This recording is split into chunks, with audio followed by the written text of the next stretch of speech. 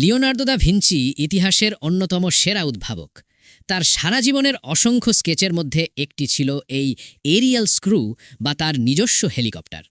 এই ডিজাইনের সবচেয়ে মজার ব্যাপার হলো এর মূল অংশ ঘুরলেও যারা এটি পরিচালনা করছেন তারা স্থির থাকতেন। এটি কাজ করার মূল রহস্য লুকিয়েছিল এর মেকানিজমে। স্ক্রুটি ঘুরত, কিন্তু মাঝখানের প্রধান দণ্ডটি স্থির থাকত।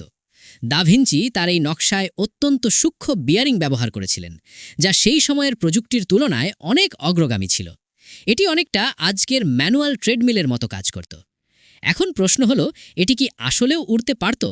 বাতাসের চাপে লিফট বা উত্তোলন শক্তি তৈরির জন্য এটি ঘড়ির কাঁটার বিপরীত দিকে ঘোরাতে হতো। দা ভিঞ্চি বিশ্বাস করতেন বড় আকারের এই স্ক্রু প্রচুর উত্তোলন শক্তি তৈরি করবে।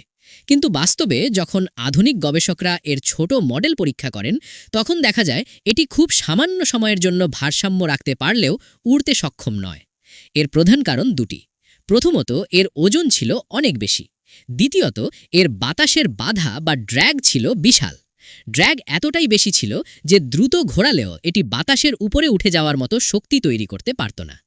দা ভিঞ্চি তার এই ডিজাইনটি প্যারিস পাণ্ডুলিপি বিতে লিখে রেখেছিলেন। তিনি কখনোই এর একটি বাস্তব মডেল তৈরি করেননি।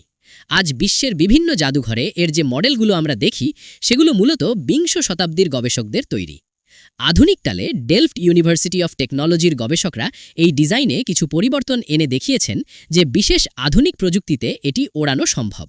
দা ভিঞ্চির এই চিন্তা প্রমাণ করে যে তিনি তার সময়ের চেয়ে কতটা এগিয়েছিলেন। বিজ্ঞান ও ইতিহাসের আরও এমন রোমাঞ্চকর তথ্য পেতে সাবস্ক্রাইব করে আমাদের সাথেই থাকুন। ধন্যবাদ।